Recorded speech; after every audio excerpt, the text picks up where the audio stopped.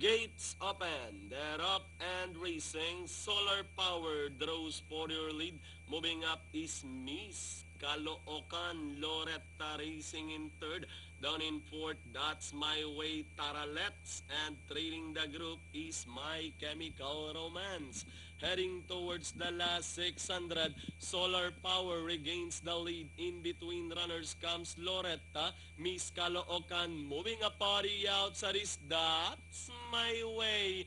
As they pass the last 600, now we have That's My Way takes the lead over Loretta. Solar Power is by the rail second. Miss Caloocan is already outside. My Chemical Romance and Taralets now in behind them.